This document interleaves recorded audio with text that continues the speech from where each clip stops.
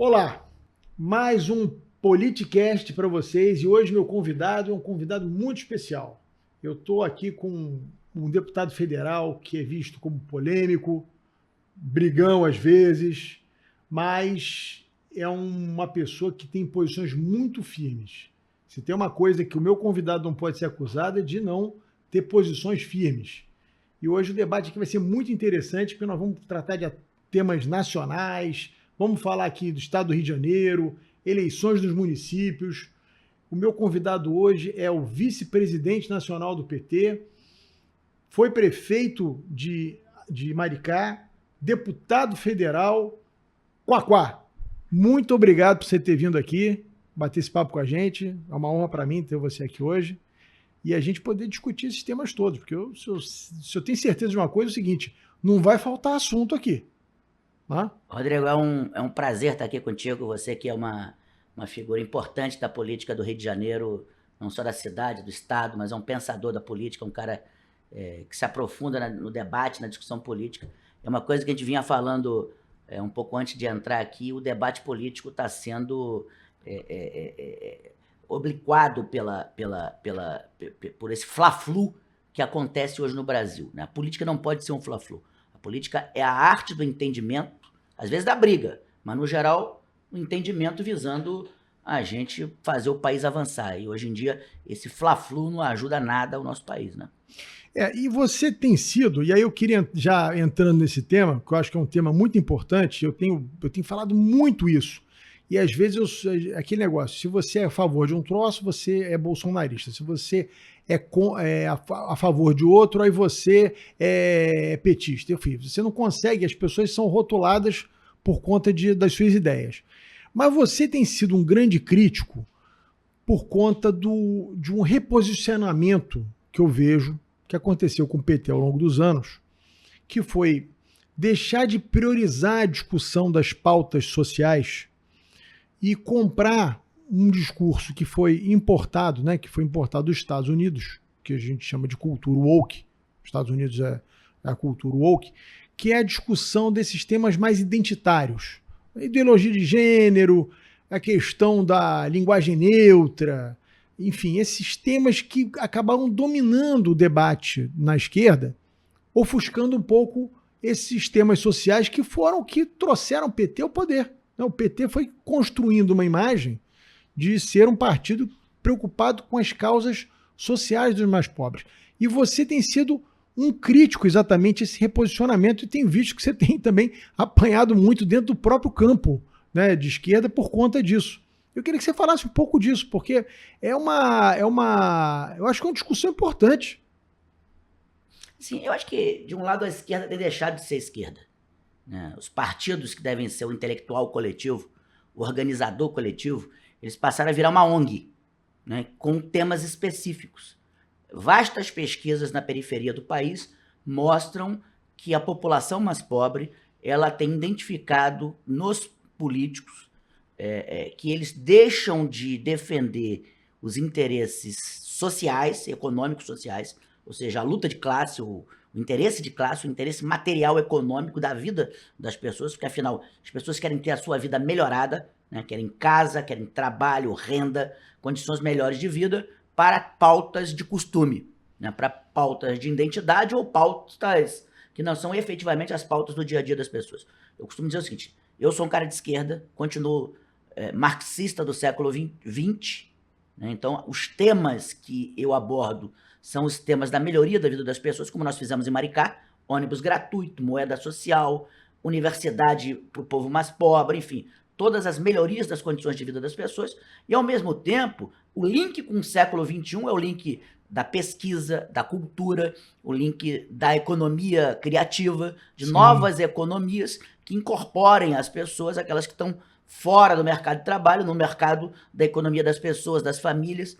Então, a gente precisa voltar a pensar na vida concreta das pessoas. Costume, na minha opinião, é um problema privado. Cada um tem sua vida privada. Se você tem uma opção de vida, é problema teu. Não me comporta como gestor público me interferir no seu problema pessoal, privado. O que você faz na tua casa é problema teu. Agora, o meu problema é se você não tem a sua despensa cheia de comida, se você não tem condições de pagar seu aluguel ou ter sua casa própria. Esse é o problema da política. E a esquerda tem deixado de priorizar essas questões. E aí, Cocó, eu queria entrar um pouco dentro desse tema também. Eu achava, quando o Lula ganhou a eleição do Bolsonaro, e ganhou muito por conta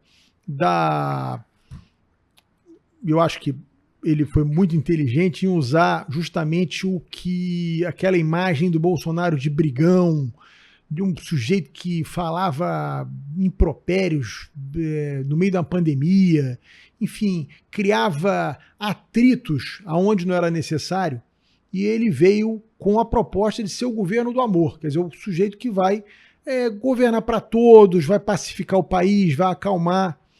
E eu, sinceramente, acho que nesse primeiro ano, o Lula perdeu a oportunidade, que em geral é dado no primeiro ano de governo, que é quando as pessoas têm mais, até os adversários têm mais tolerância com o vencedor, que era, como foi feito na Espanha, uma grande concertação. Ou seja, você juntar todo mundo numa mesa, diz o seguinte, gente, eu estou aqui, vou ficar 4 anos, já estou com uma idade um pouco avançada, voltei, não pretendia voltar a ser presidente do Brasil, cumpri 8 anos de mandato, fui muito bem sucedido, mas nós precisamos arrumar o Brasil. Então tem pautas que são comuns a todos. Vocês não concordam, os bolsonaristas, vocês não concordam com que tem que fazer isso, isso, isso? Concordo? Eu também concordo. Então vamos cuidar aqui do Brasil.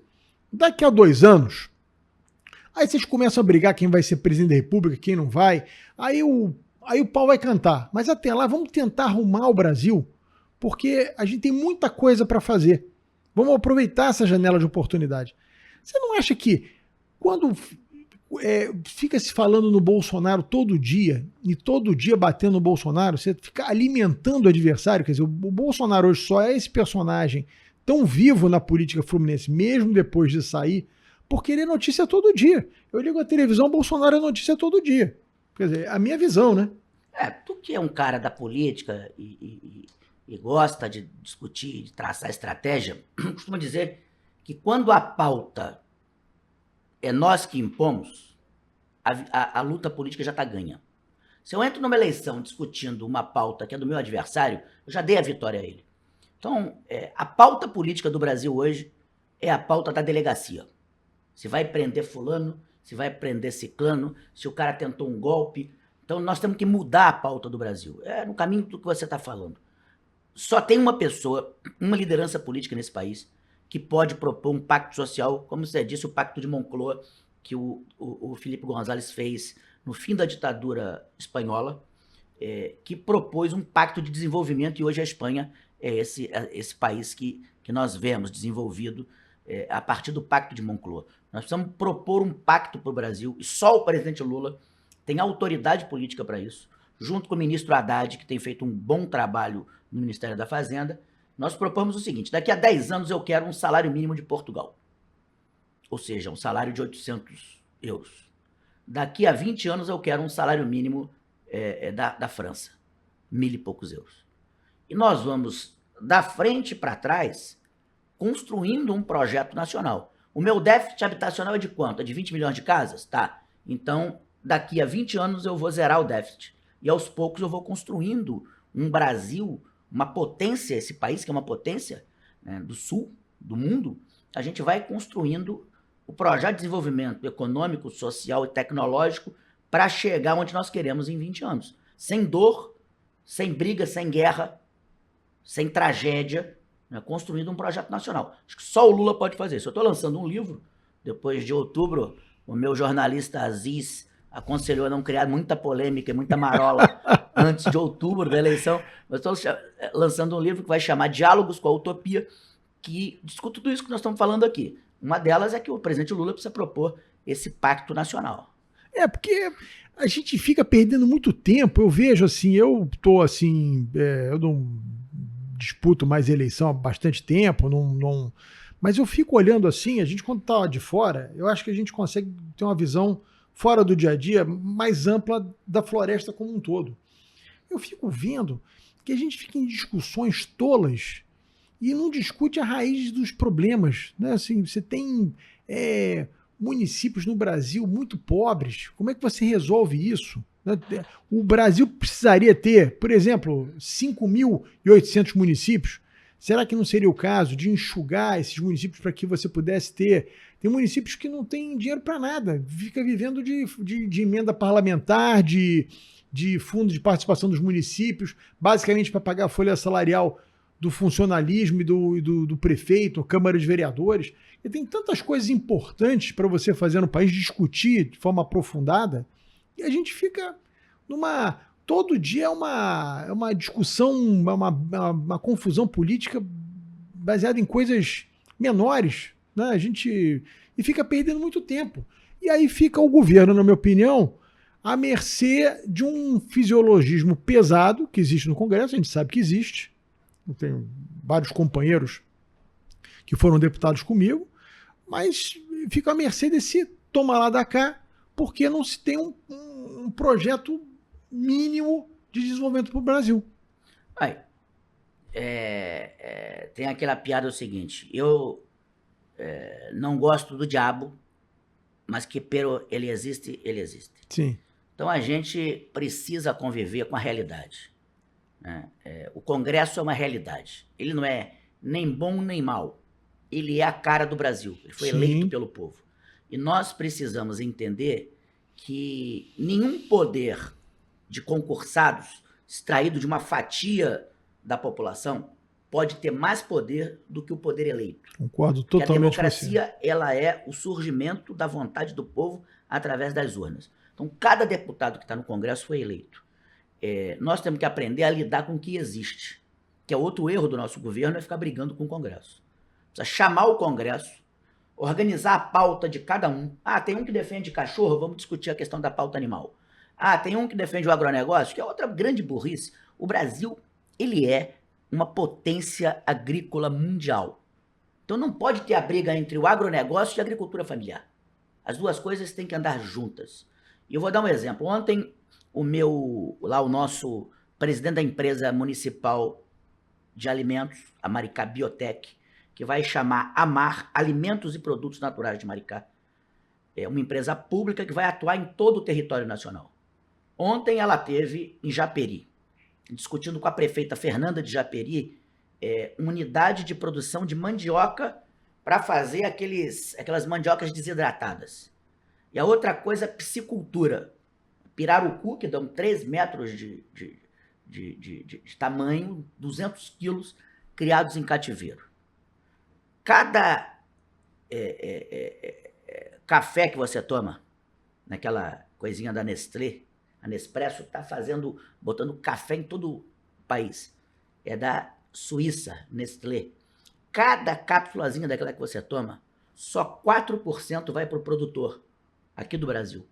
Aí o nosso café vai para Suíça. Na Suíça, a gente compra a máquina industrial deles para fazer o cafezinho e eles ficam com todo o dinheiro. Por que o Brasil não investe na cadeia produtiva do agronegócio?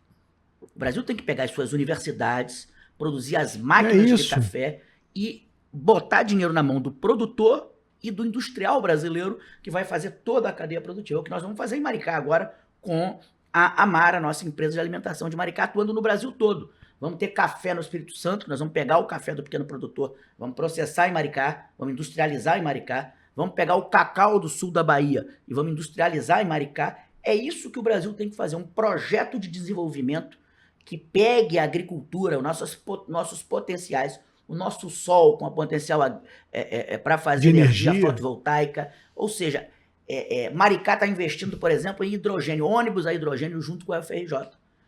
Produzir alta tecnologia com os produtos do Brasil para a gente virar uma potência mundial. A gente só vai fazer isso com o que você falou, com um pacto nacional, sem guerra, sem alimentar briga, alimentando a união do país em torno de um pacto de desenvolvimento de 20 anos. Sim, e aí tira o que não é consenso, que são essas pautas identitárias, uma outra coisa.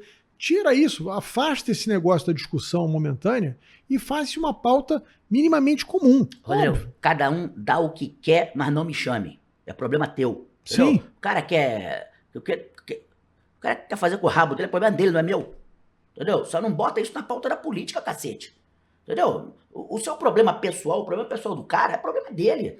A mulher faz o que ela quiser, o cara faz, não, não tô nem aí. Desde que não me chame, faça o que você quiser, porra. Entendeu? Então, o grande problema é que querem chamar todo mundo por um comportamento que é de cada um. Sim. Entendeu? Cada um toque seu comportamento. Sim. Eu respeito o comportamento dos outros, mas não venha também querer me convencer a ter o seu comportamento, né? Entendeu? Então, cada um de nós tem o nosso comportamento. Eu sou um cara do século XXI, do século XX. Né? Nasci, não tinha nem celular. Agora, você quer que eu ache normal comportamentos que não são os meus? Não, e não é isso, é você impor uma cultura, né? Por exemplo, por que eu tenho que chamar alguém de Ili? Isso não está na língua portuguesa, não existe. Sei nem o que é isso, essa é a nova. Todes, Ili, não sei o quê. Por que eu tenho que chamar a pessoa? Porque eu fico incomodado porque eu sou não binário. Bom, mas é um problema seu. A língua portuguesa, aí você me diz como é que você quer ser chamado. Agora, você não pode impor que isso seja uma linguagem que vai ser usada amanhã em cerimônias públicas, em escolas e universidades. Não dá, entendeu? Assim,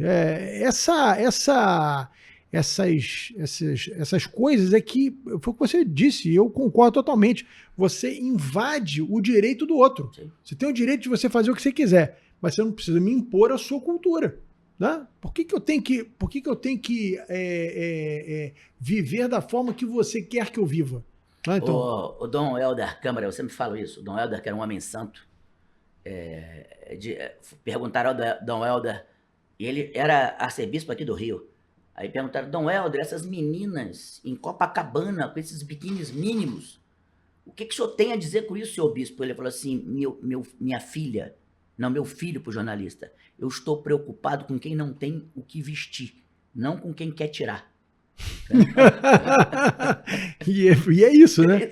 Porra, nós temos que nos preocupar com quem tá com fome, com quem tá morando na rua. A indignidade, eu fui a São Paulo ontem, rapaz, que indignidade, gente, mar de gente na rua. É um negócio que dói o coração. É verdade. É isso que tem que mobilizar a nação. É verdade. É isso que tem que mobilizar a nação. Não se o cara tomou, porra, se o Zé Mané do Bolsonaro tomou vacina ou não tomou, entendeu? O que tem que mobilizar a população é as pessoas na rua, comendo lixo. É isso que é indigno. Eu acho que você está coberto de razão. Agora, eu quero chegar nesse...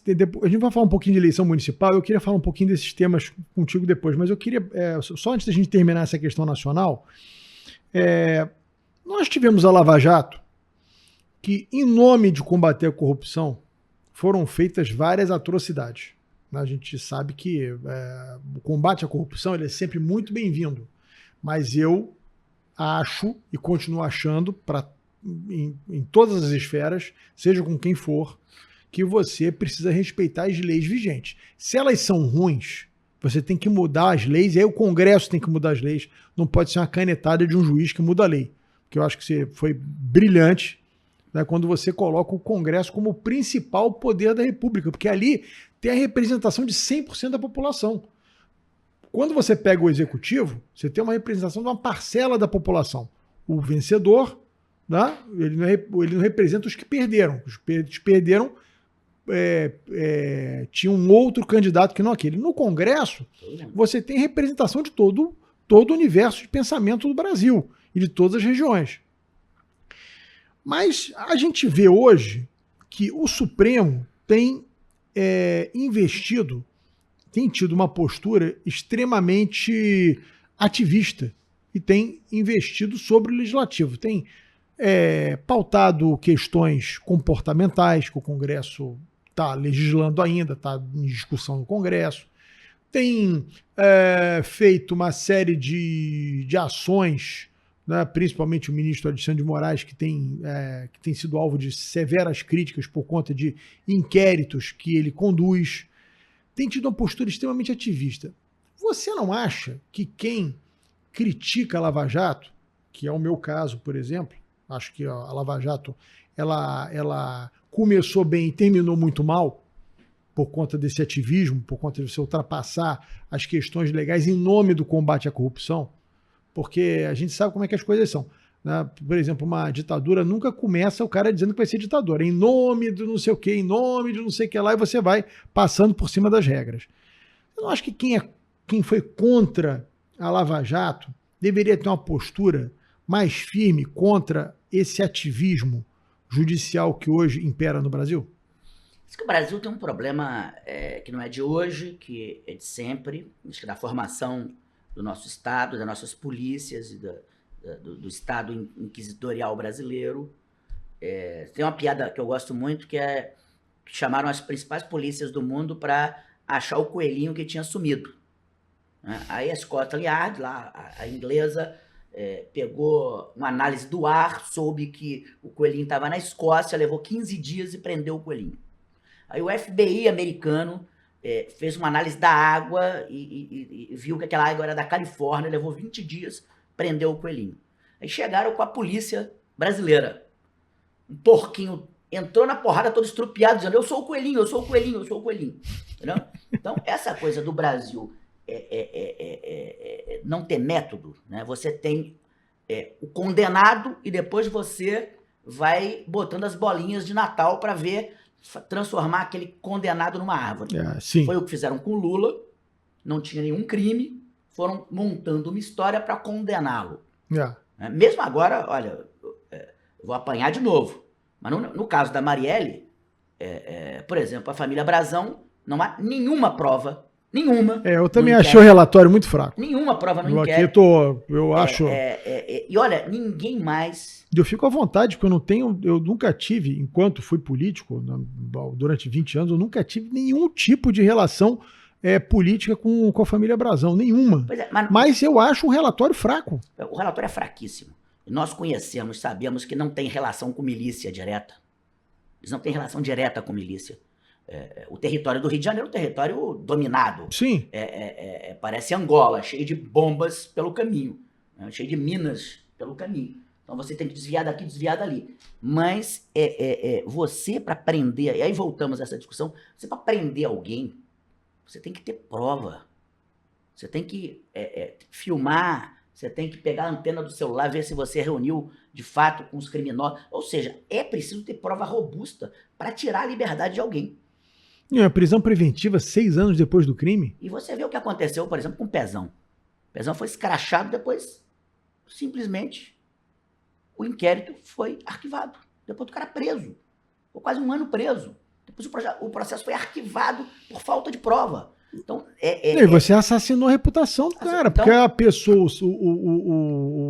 o simples mortal que está saindo de casa todo dia de manhã cedo para trabalhar, voltando tarde, e se informando hoje muito pelas redes sociais, muito pelo telefone que ele porta ali, ele não sabe que aconteceu isso tudo. Ele sabe que ficou na cabeça dele que o Pezão enriqueceu, é bandido, por aí vai. Agora, pro bem da democracia, pro bem do Brasil, eu tenho dito isso pro presidente Lira, não se pode na Câmara apenas discutir prerrogativa de mandato, embora o mandato tenha prerrogativas. Hoje em dia, o máximo que acontece com o juiz é ser aposentado. O deputado ele é escrachado publicamente, preso, escrachado com o apoio da Câmara, dos deputados. Exatamente. Pais, o que é uma desgraça para a Câmara. E o juiz não enfrenta um escrutínio popular de 4 em 4 anos como o parlamentar enfrenta. Então, assim, eu tenho defendido com o presidente Lira e acho que falta hoje coragem da Câmara. Primeiro, abuso de autoridade.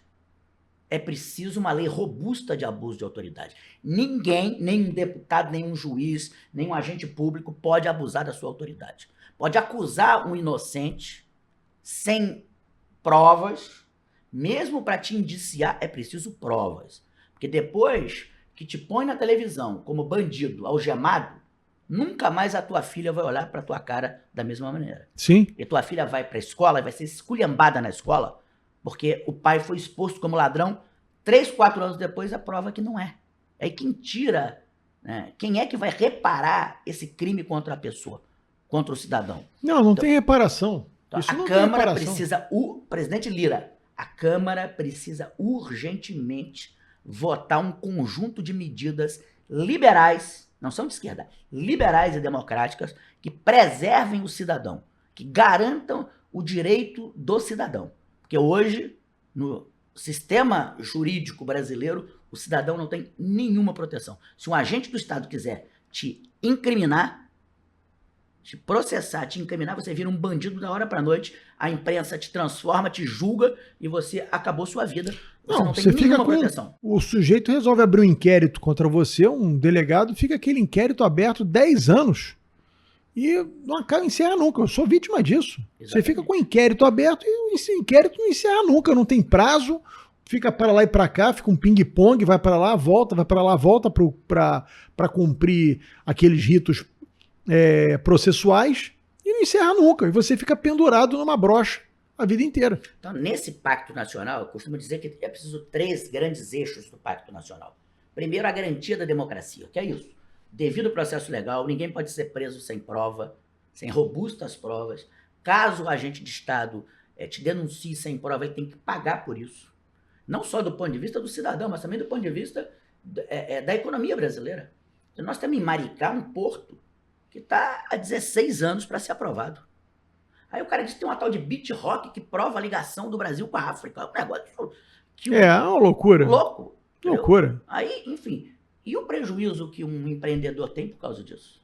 E que o país tem por causa disso? Como é que o país cresce com esse tipo de regra? Eu acabei de apresentar uma lei na Câmara propondo um Conselho da República, de Desenvolvimento da República, que cada projeto acima de 3 bilhões seja feito pelo Conselho. Não passe mais por nada. É o Conselho que vai fazer a análise. Você vê, a Petrobras não pode extrair petróleo ali da foz do lá da Goiânia, perto da Goiânia, ali a alguns quilômetros acima, a Goiânia está extraindo lá direto. A Goiânia cresceu 600% com o petróleo de lá. E na nossa margem equatorial nós não podemos, porque que tem um peixinho lá, não sei das quantas, porque pode ser que... Quer dizer, aí você mata, as pessoas morrem de fome. Quer dizer, Aí você pensa, a dona Marina Silva, a ministra do Meio Ambiente, foi agora nomeada uma das 100 mais influentes do mundo, por uma revista americana. É óbvio que os americanos não querem que a gente explore o petróleo lá. Entendeu?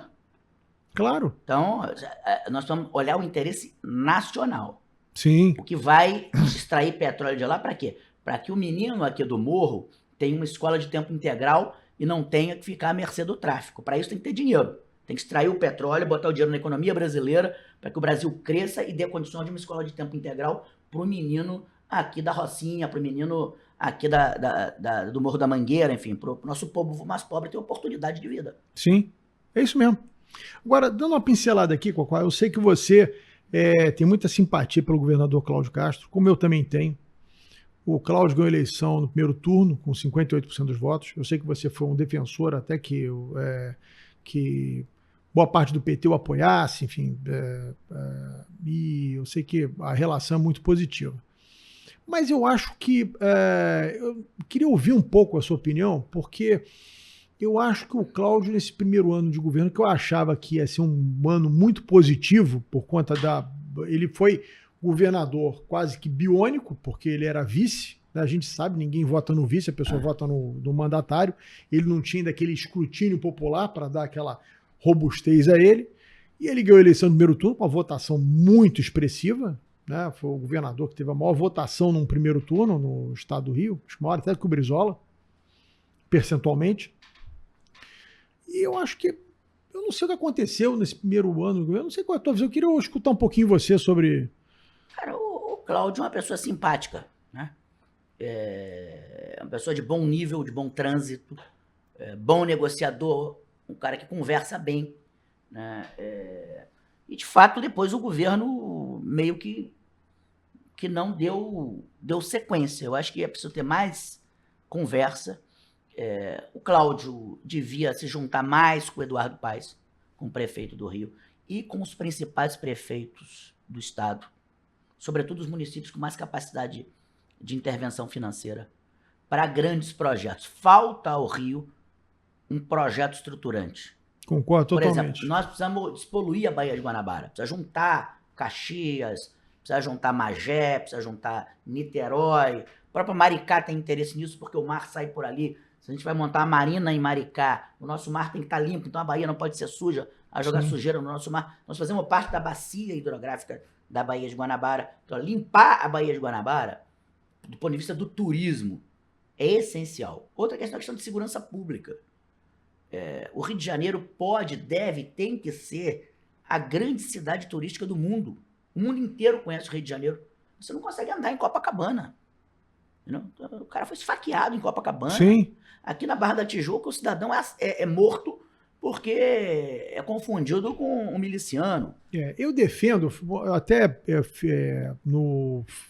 logo depois que acabou a eleição, eu fui visitar minha filha que estava estudando fora e mandei para o governador em 2022 ainda uma mensagem dizendo exatamente isso, porque eu fiquei muito impressionado. Teve a final da Copa do Mundo na França e eles fizeram um cordão de segurança ali naquela região dos Champs-Élysées que tinha mais polícia do que gente andando na rua, que é justamente para você inibir qualquer possibilidade.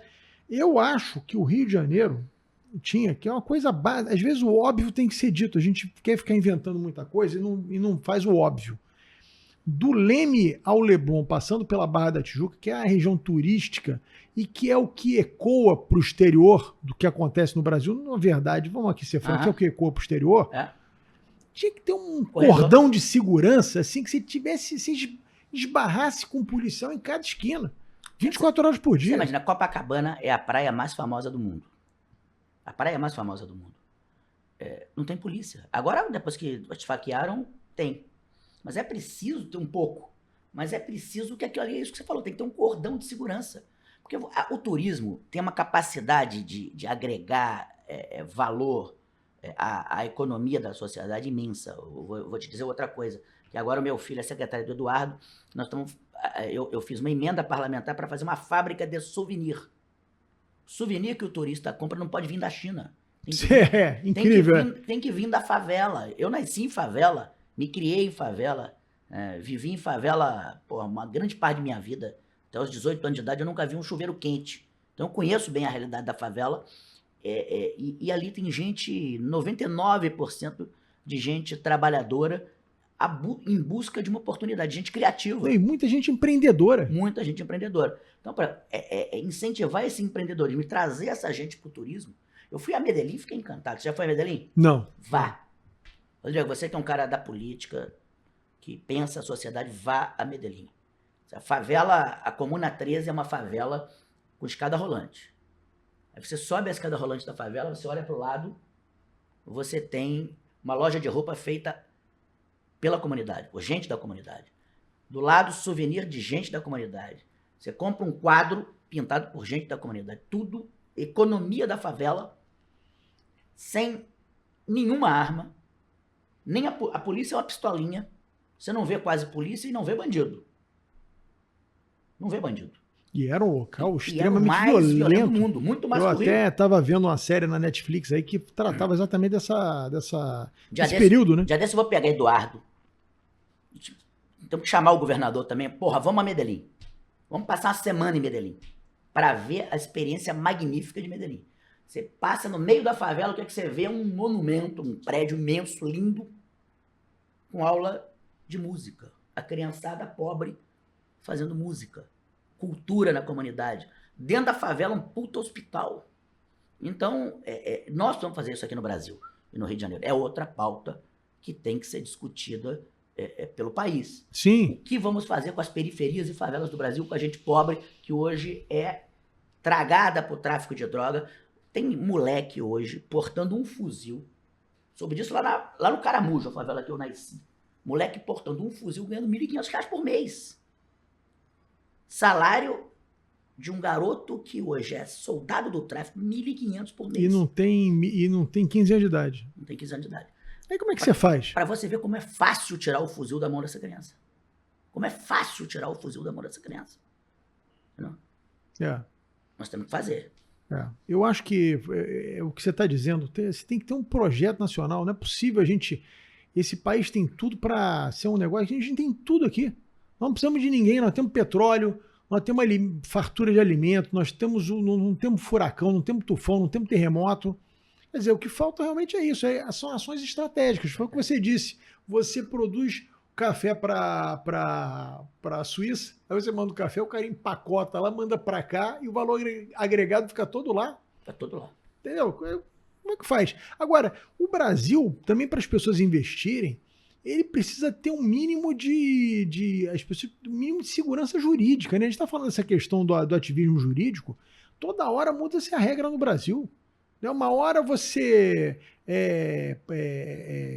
agora, recentemente, o Supremo deu uma decisão permitindo que dívidas que, teoricamente, já tinham caducado na Receita, que você possa cobrar, né, do devedor novamente.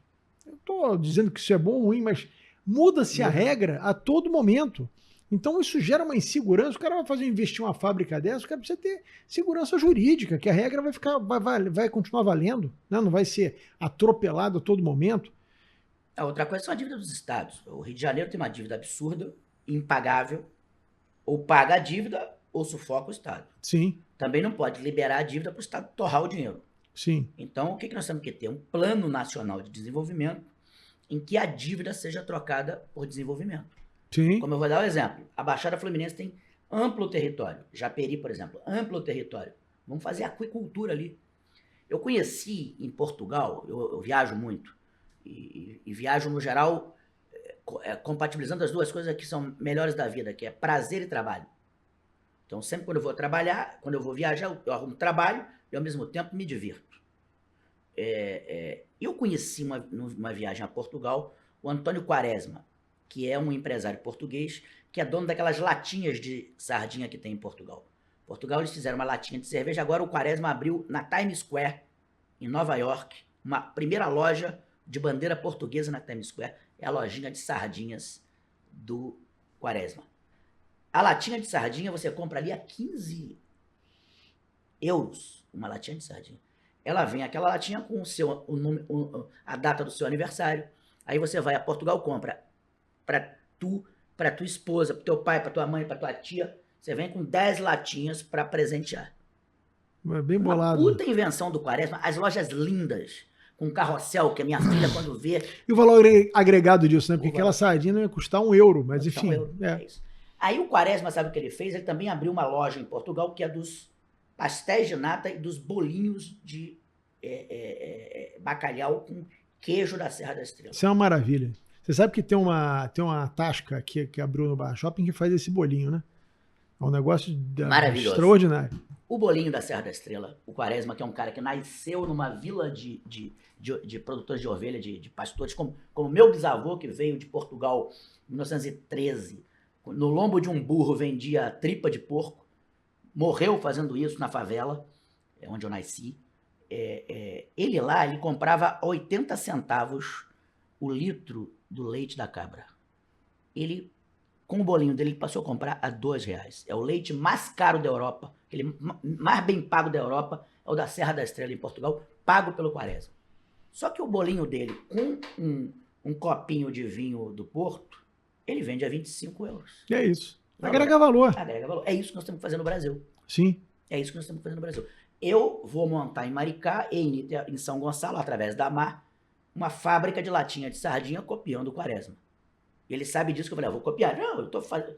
Ele falou, eu podia estar ganhando 10 bi de euros ano. Eu ganho meus 500, 700 aqui, porque o que eu ganho já dá para eu viver. E para mim o mais importante, ele é um professor de história, o mais importante é o que eu criei aqui, é meu exemplo. Então, essa visão de empresário, entendeu? Que nós podemos construir. Não adianta dizer, mas o empresário brasileiro, ele é... Meu, tudo numa sociedade é construído. É chamar as pessoas para construir junto. Sim. Não, tudo é construído. Nós temos que chamar as pessoas. Dali tu ganha mais um, tu ganha mais outro, tu ganha mais outro. Daqui a pouco você tem um mar de gente construindo um país mais igualitário.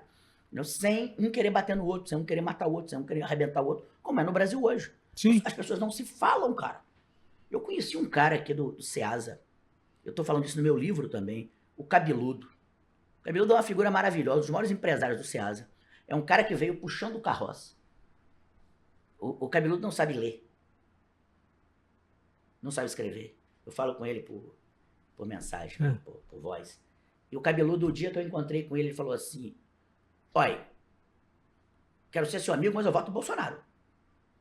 Eu falei, problema nenhum, vamos sentar. Aí botei uma garrafa de cachaça no Adonis, sentei, bebi uma tarde inteira, eu sou cachaceiro famoso, Como dizia meu irmão, é melhor ser um cachaceiro famoso do que um alcoólico anônimo. Anônimo. Então, eu botei a garrafa de cachaça, comecei a beber com o cabeludo.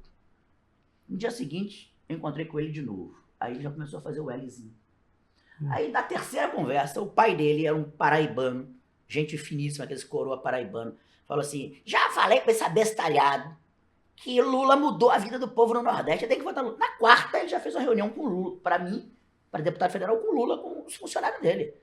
Ou seja, o diálogo faz as pessoas mudarem. Evidente. Aí você... Quebra o diálogo. Ele tem um país rachado, onde não tem diálogo. É papel, eu digo isso como um homem de esquerda, é papel da esquerda, como dizia Paulo Freire, abrir o diálogo. Não é nosso papel bater, matar. Deixa isso com quem quer uma sociedade violenta. Nós queremos uma sociedade igualitária. Nós queremos a igualdade de Jesus. Que, inclusive hoje é um troço louco, né? Porque hoje você vê essa turma aí pregando Israel. Nada contra Israel e os judeus, nada, zero. Mas simplesmente Israel não considera Jesus como Messias. Não considera Jesus como Filho de Deus. Como enviado de Deus à Terra. E eu não consigo entender como é que o cara é crente, cristão e a favor de Israel. A religião israelita é uma religião, como a religião africana é outra religião. O cristianismo é outra coisa. É outra coisa. O cristianismo veio para negar o Velho Testamento e dizer o seguinte, a partir de agora não tem mais olho por olho e dente por dente. Agora nós não vamos cortar mais a mão de ninguém. Agora, se você bater, não é o meu caso, né? Mas se você bater na minha face, eu dou a outra. Esse é o cristianismo. É isso que Jesus pregou na Terra. Sim. Eu sou cristão católico porque fiz primeira comunhão no Caramujo, na igreja Nossa Senhora do Nazaré, que aliás eu estou agora, vou ajudar a reformar, estamos comprando lá a casa do padre para fazer um centro social lá no Caramujo. Então eu tenho meu espírito cristão, embora eu frequente mais a birosca do que a igreja. Aliás, eu só frequento a birosca. Esse é um mal meu, eu devia frequentar um pouquinho a igreja. Mas o que eu estou dizendo é que a solidariedade cristã devia ser a base da relação nossa no nosso país, né? Mas também, Cocó, não adianta você frequentar a igreja e não praticar, né? Não praticar.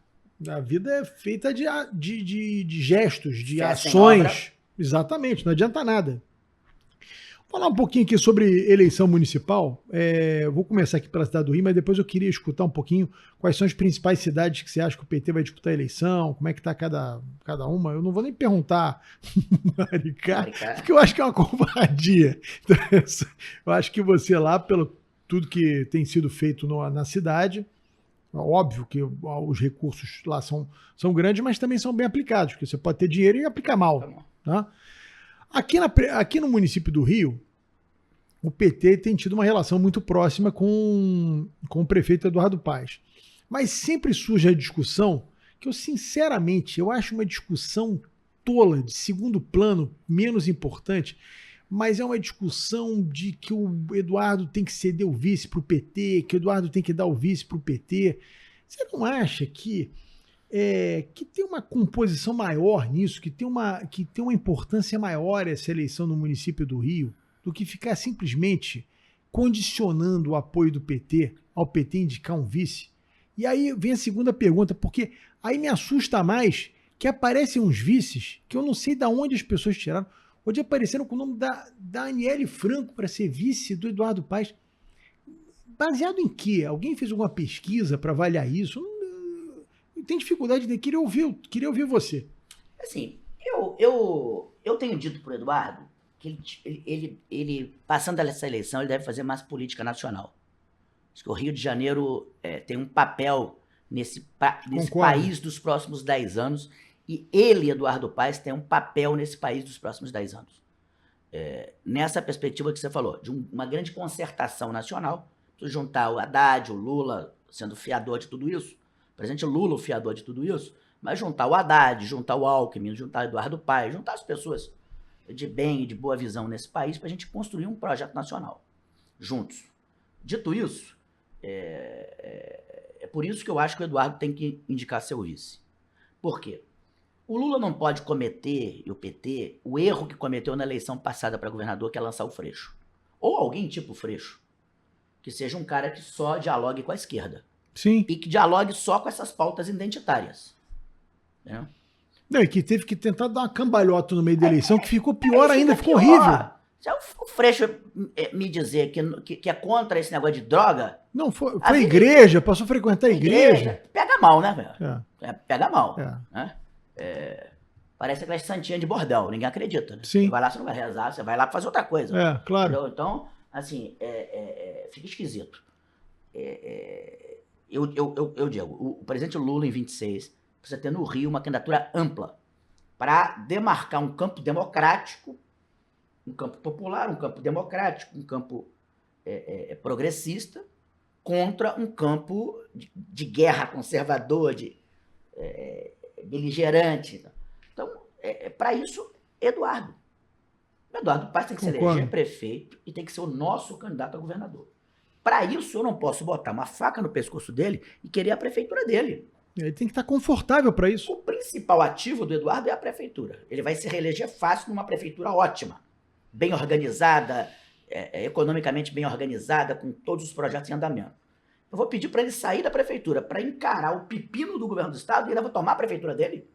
Isso não é razoável. Não, e outra coisa, para os meios políticos, você sabe disso melhor que eu, para os meios políticos, o Eduardo ter o conforto de deixar alguém na sua confiança na prefeitura possibilita ele fazer esse arco de alianças que é tão importante que você está dizendo, que é uma aliança mais ampla, não é uma aliança de esquerda, é uma aliança de um campo maior, pegando o centro, pegando até gente da direita, se for o caso, enfim, fazer uma coisa muito mais ampla. Exatamente, é o que eu tenho dito. Isso eu tenho dito no PT, tenho apanhado, mas eu sou a Geni do PT. Quando precisam de mim, me usam. No geral, ficam batendo na Geni. Mas quem é sincero sofre desse mal. Mas eu acho que, em que pese na política, às vezes, a sinceridade não é considerado um ativo, eu acho que a médio e longo prazo isso vale muito, sabe? Eu digo assim, como Lenin... Eu, por exemplo, todo mundo soube a minha vida inteira, eu não sou tão assim sincero quanto você, quer dizer, eu não sou, você é uma pessoa... Homem do sincericídio. Você é muito expansivo, eu sou um pouco mais comedido, mas o sujeito que é meu adversário, ele tem certeza que é meu adversário, eu não engano. O sujeito que é meu aliado, ele tem certeza que eu sou aliado dele. Isso é uma coisa que eu sempre tive na minha vida, foi posicionamento. Todo mundo sabe o lado que eu tô. Exatamente. Então, assim, isso pode te custar em algum momento algumas coisas, mas eu acho que a médio e longo prazo, quem tá com você tá confortavelmente. Não, eu boto o dedo na cara e falo, olha, eu não gosto de você. Eu vou brigar com você. Eu não faço por trás. Sim. Eu faço pela frente. Eu briguei com um que tá disputando aí a vista do até mínimo cabimento, que é André Siciliano. André, o máximo que teve de voto na vida foi 50 e poucos mil votos. Foi candidato ao Senado, foi uma tragédia. Não pode querer vir para o Rio de Janeiro, para a cidade do Rio de Janeiro, querer ser o vice do Eduardo Paes. Não tem cabimento. Vai agregar o quê? A campanha do Eduardo vai agregar o quê para nós? Entendeu? Então, assim, nós precisamos... E eu já falei para ele, eu sou contra. Falei na cara. Falo aqui e falo na cara. Entendeu? Então, o meu mal é esse. Meu bem e meu mal é esse. Eu nunca vou tramar contra você, mesmo sendo meu grande adversário, por trás. Eu sempre digo, eu vou fazer. Vou brigar contigo. Na cara. Quando eu digo, eu sou aliado do Eduardo, é porque eu gosto dele, gosto, boa gente, você conhece, gente fina, aquele carioca malandro, Eduardo, Sim. Um cara trabalhador, um cara que tem visão de... Se eu passo ali pelaquele porto, você olha aquela desgraça daquela perimetral, que o cara, a coragem que o cara teve de fazer, é um cara que faz, que olha o futuro. Eu gosto dele como gestor, eu gosto dele como amigo. Agora, eu faço aliança com o Eduardo aqui no Rio por interesse.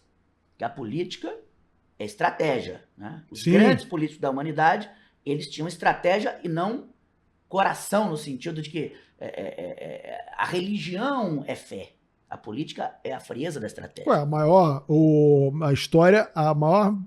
Talvez a maior lição que a história nos dá foi Mao Tse Tung e Chiang Kai-shek. Exatamente. Viviam brigando, né? A China continental contra a China oriental, né? Enfim, viviam brigando e, num determinado momento, com a invasão do Japão, eles se uniram para derrotar o Japão. O Stalin fez um acordo com o Hitler para ganhar tempo para depois derrotar o Hitler. O Lenin entregou a Polônia para acabar com a guerra. Né? O Lenin fez um acordo com os setores mais atrasados da sociedade, que eram os camponeses, foi esse martelo para poder fazer a revolução. Então, não há, na política, a estratégia. E aqui no Rio, a estratégia é eleger Eduardo prefeito, fazer uma grande prefeitura, como ele está fazendo, e depois ele poder ser o governador do estado, para ampliar a base do Lula e, junto com o Lula, salvar o Rio de Janeiro. Essa é a política. Eu acho que eu nem discuto nomes, com a qual eu acho o seguinte, eu acho que partindo desse princípio que você está falando, e eu tenho eu considero o André um querido amigo, eu gosto do André Siciliano, um querido amigo que eu tenho no PT, enfim, como você e tantos outros que eu tenho em relação. O que eu acho é que o Eduardo Paes, na situação e dentro dessa análise política que você fez, ele tem que ter o conforto de escolher o seu vice. Uhum. Para que ele possa ter em 2026, como você bem falou, também a tranquilidade para poder enfrentar uma eleição que não será fácil. Não é uma eleição. Eu considero a eleição de 2024 uma eleição fácil para o Eduardo, em que pese eleição ganha, né? Eleição e mineração só depois da apuração. Mas eu considero que a eleição do Eduardo hoje é uma eleição por conta do que ele construiu politicamente e por conta também, na minha opinião, dos adversários que são fraquíssimos. Eu acho a eleição dele muito bem encaminhada. Agora, a de 2026, ele precisa ter esse conforto. Sim, sim. Se você impõe um vice a ele, você já fragiliza ele lá na frente, porque ele vai ganhar a eleição hoje, mas ele já sai fragilizado para uma eleição em 2026. Então, acho que ele tem que ter esse conforto.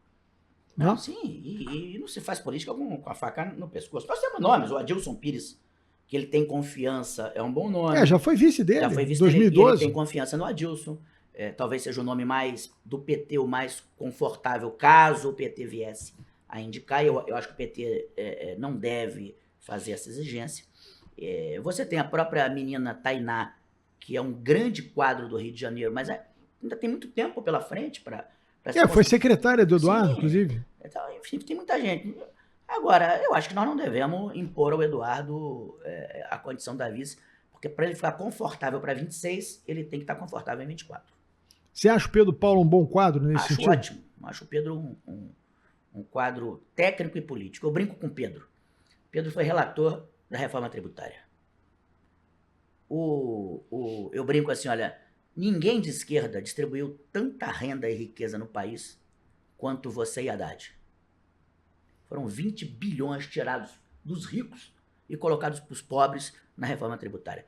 E ali tem a mão, a caneta e o cérebro do Pedro, e a capacidade de negociação do Pedro junto com Haddad. Então, política e ser de esquerda não é língua conversa fiada. É fazer as coisas efetivas pelos pobres. E o Pedro ganhou nessa legislatura de várias... Essa marca, né? Mas essa marca de ter feito uma transferência de riqueza dos ricos para os pobres na reforma tributária, como nunca se fez no Brasil. Então, é mais uma marca do Pedro. Pedro é um cara competente, é um cara que veio do subúrbio, que foi injustamente acusado daquele negócio de mulher, que todo mundo sabe que é mentira, que é mentira. Então, o Pedro acho que é um ótimo vice, e é um cara que a cidade do Rio pode ficar confortável, porque sabe que vai ser a continuidade do Eduardo. Sim, exatamente. Eu sou suspeito para falar, porque eu fiquei quase 10 anos sem falar com o Eduardo por conta de uma injustiça que eu acho que ele fez comigo. Ele mesmo já tivemos juntos. Essa é a parte da virada. Eu digo que eu não carrego bacalhau. Esse negócio de você ficar carregando bacalhau não leva você a lugar nenhum. Também não carrego. Eu sou flamenguista, eu não carrego bacalhau mesmo. Não tem jeito. Mas eu nunca deixei de falar com o Pedro. Tenho uma relação com o Pedro de amizade, em que pese nós fomos secretários juntos do Eduardo. Ele era deputado federal, também era deputado federal, acabávamos disputando, mas nunca tive problema com ele, zero de problema. Acho que ele é um quadro assim extraordinário realmente, e acho até que esse hoje é um dos grandes problemas do Rio de Janeiro, fruto da Lava Jato.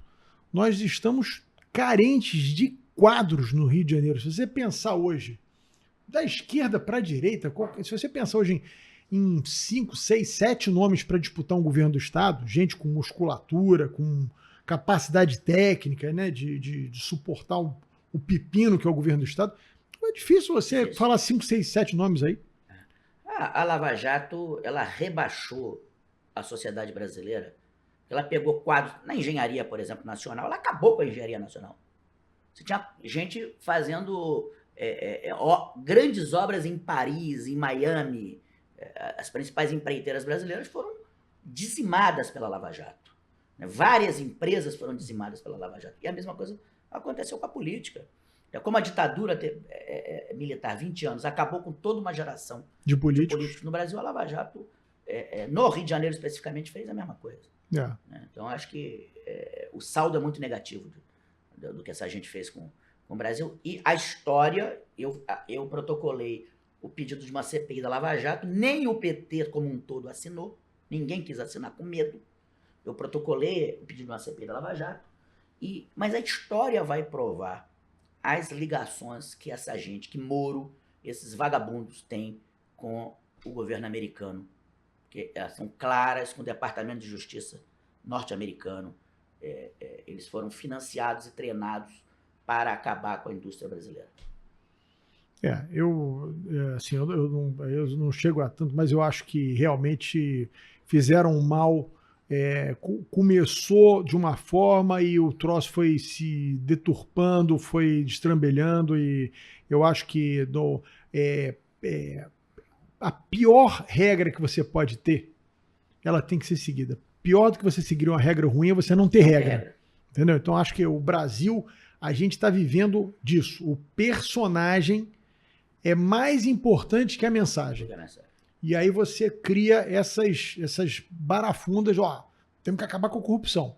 Pô, mas o cara prendeu o sujeito, não tem prova de delação. Não, mas é importante acabar com a corrupção, nós temos que fechar o olho para esse negócio aqui. E aí vai, isso numa bola de neve. Teve gente que se suicidou, teve um reitor lá acho que foi em Santa Catarina, o cara se suicidou, acusado de corrupção, assassinaram a reputação dele, sem o cara ter acesso. E esse é um outro problema que eu acho que tem que ser discutido também. Você teve uma associação, ainda tem, né, da grande mídia brasileira com o Ministério Público, em especial, e aí eles fazem o seguinte, eles pegam, tem investigação sobre você que está em sigilo, você não tem acesso à investigação. Aí eles pinçam, a imprensa tem o direito ao sigilo da fonte, aí dão para a imprensa de forma criminosa, a imprensa faz um estardalhaço, você não tem nem como se defender. Cara, não, mas se você quiser você pode responder, mas eu responder aqui se eu não tiver acesso ao processo. Você não tem como responder. A sua reputação é assassinada e aí depois fica tudo por isso mesmo. Daqui a 4, 5 anos você é inocentado, mas quem é que vai saber?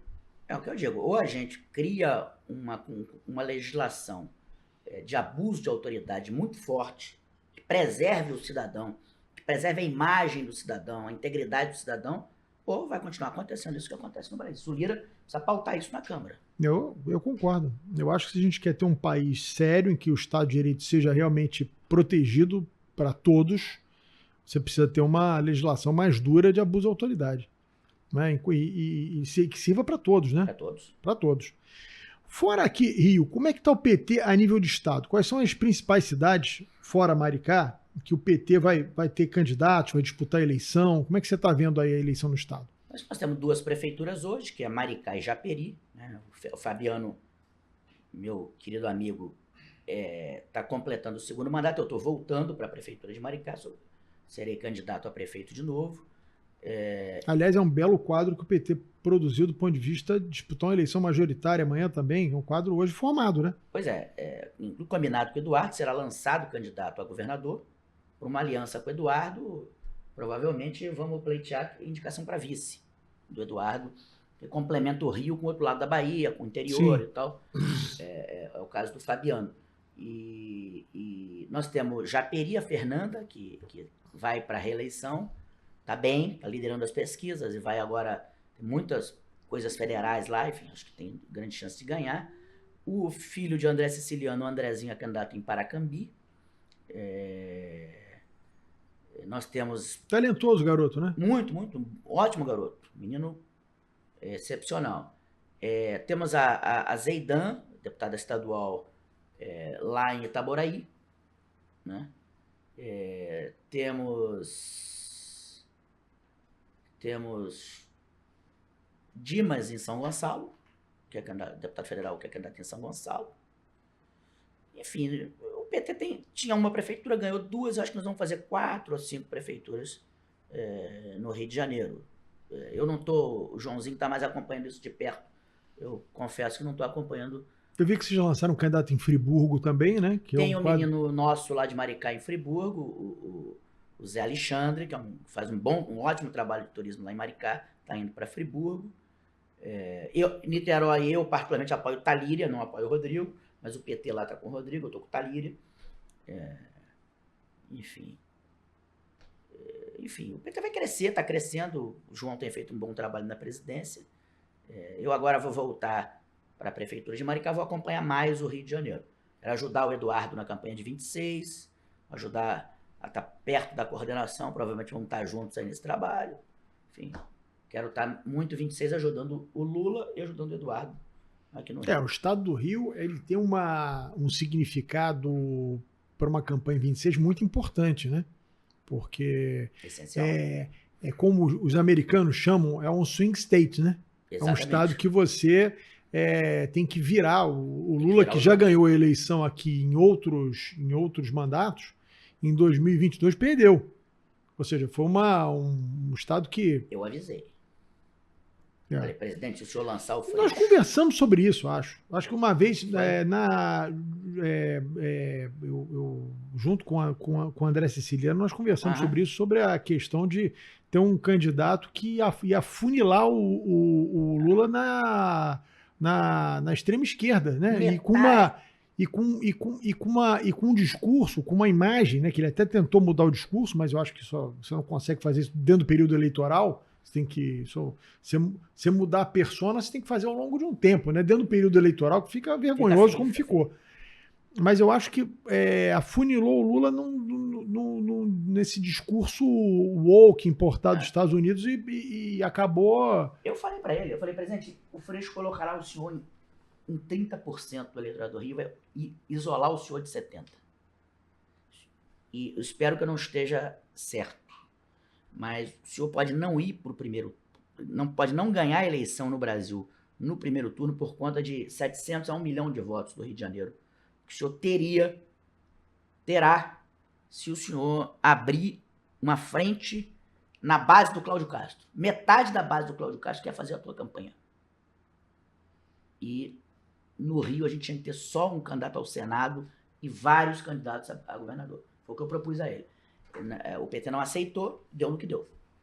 Eu acho que ali realmente foi uma escolha ruim. Foi o que você disse, ganha quem amplia mais. Uma eleição majoritária, como uma eleição de governador, uma eleição de prefeito de capital, você precisa ampliar. Você não pode afunilar.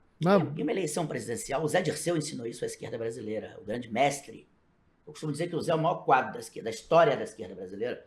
Foi o primeiro que entendeu que, sob o comando nosso, a gente poderia ampliar ao máximo as alianças para ganhar a eleição. Foi o que ele fez com o Zé de Alencar e o Lula em 2002. Só que parece que nós estamos desaprendendo isso. Eu tenho me surpreendido, estou lhe dizendo aqui que eu tenho me surpreendido negativamente com o Lula. Não é com o PT, com o Lula, porque o Lula, que foi extremamente hábil em 2002, pegou o Zé de Alencar, que era um empresário mineiro, um cara conservador, de imagem conservadora, aquela família tradicional mineira, botou de vice, né, repetiu a dose em 2006. Repetiu com o Alckmin agora. Sim. O Lula é a inteligência em pessoa, um cara com imensa capacidade. Eu acho que o governo ainda está... porque o trauma da saída da Dilma do governo, esse trauma pegou muito o PT e trouxe o PT para o esquerdismo pré-2002. A vida real agora, depois desse primeiro ano de governo, vai mostrar que é preciso retomar a política mais ampla de alianças do Brasil, e o Lula é um mestre. Ele vai saber conduzir essa transformação desse ano para o ano que vem, de maneira em que nós vamos ter uma política mais ampla no país a partir de agora. E se livrar dessas pautas que foram importadas dos Estados Unidos, quer dizer, esse ambientalismo extremo que só serve para a gente aqui, para eles não servem. Começou a faltar energia na Alemanha, eles foram queimar a floresta para não faltar energia. Aqui a gente não pode explorar petróleo em alto mar. Ninguém está falando em cavar buraco no meio da Amazônia, está falando em explorar petróleo em alto mar. O Obama, que é o bonitinho dos Estados Unidos, foi quem liberou a exploração do xisto. Do xisto? Que é altamente poluente. Exatamente. Aí não pode, na margem equatorial, onde você vai estar quilômetros do Rio Amazonas, furar no pré-sal, coisa que a gente já tem aqui, e extrair talvez a maior jazida de petróleo que o mundo tenha hoje, vai ser, que já era o pré-sal, vai ser encontrado lá agora. Sim, nossos vizinhos ali da Guiana estão provando isso. Tá. E a gente está perdendo um tempo danado com a discussão efêmera. Quer dizer, a gente não pode, a Guiana pode. Não tem problema? Entendeu? Essa quantidade de pauta, essas bobagens que ficam atravancando o Brasil, né, para falar para uma bolha que não tem significado nenhum. Que o que interessa foi o que você disse, no final das contas, é entregar as coisas para as pessoas que mais precisam. Exatamente. E sem dinheiro não se faz isso. Enquanto a criança segura um fuzil por R$ 1.500 por mês, a gente deixa o petróleo debaixo da terra que podia dar condições de vida a essa criança para tirar o fuzil da mão dela. É isso que nós temos que fazer. Exatamente. Meu querido amigo Pacá, olha, eu quero dizer a você que para mim foi uma honra você estar aqui comigo hoje, me dar esse privilégio de vir debater política em altíssimo nível. Eu fico feliz com isso. Eu costumo dizer que eu sou signatário do que você disse aí, a gente está no Brasil afunilando o discurso, dividindo as pessoas. Eu tenho amigos em todos os partidos. Eu tenho gente que eu não gosto na direita, que eu tenho horror, que eu acho que são quadros deletérios, deploráveis. Eu tenho grandes amigos na esquerda, e porque a gente tem que... Ninguém é senhor da razão, ninguém tem razão em tudo, ninguém sabe tudo, e essa ideia de que uma tese é absolutista, que aquilo está tudo certo ou está tudo errado, a gente tem que combater isso no Brasil. Então eu fico muito feliz em te escutar aqui, muito feliz em poder debater com você essa série de temas, e eu queria franquear a palavra para que a gente possa estar encerrando esse nosso programa de hoje. Meu querido Rodrigo Betlin, é um prazer imenso estar aqui contigo. Um cara inteligente, um cara da estratégia política e, sobretudo, um democrata. Eu acho que o maior bem que a humanidade construiu foi, em primeiro lugar, a democracia. Porque ela que possibilita que eu, por exemplo, um favelado, aqui possa ter ascendido socialmente, politicamente, ter virado uma liderança política aqui do Rio de Janeiro. Só é possível isso através da democracia. Então, eu sou, antes de mais nada, um democrata. Acho que a alternância no poder é importante. Acho que o Brasil precisa ter um projeto nacional em que a alternância não mexa com esse projeto, um pacto das principais forças políticas do país em torno de um objetivo de melhorar a vida do povo brasileiro ao longo de 20 anos, para que nós sejamos uma potência, como hoje é a Rússia, é a China, é os Estados Unidos, os países principais da Europa. Se a gente fizer isso, nós chegamos lá fácil. Há 40 anos atrás, a China era mais atrasada que o Brasil, o parque industrial era mais atrasado, era um país mais pobre que o Brasil. Eles têm o jeito deles de fazer as coisas, a gente nem sequer concorda com o modelo político deles, mas eles conseguiram juntar um país em torno de um objetivo. Nós aqui talvez seja mais artesanal e mais difícil tecer um acordo político para isso, mas é possível. E só será possível se o Brasil superar o Fla-Flu e a gente fizer uma concertação, né, um acordo das forças políticas e econômicas do Brasil no rumo de uma prosperidade de 20 anos. Então, acho que esse diálogo que a gente faz aqui é parte disso, né, porque a gente vai jogando água nesse moinho do entendimento, da ideia, da conversa para a gente chegar lá. Então, prazerzão estar aqui. Olha, eu espero que você tenha gostado do programa. Peço a você que não curtiu, que curta o programa, se inscreva no nosso canal e que a gente possa estar sempre com vocês nos assistindo, e espero vocês no nosso próximo programa, no próximo podcast.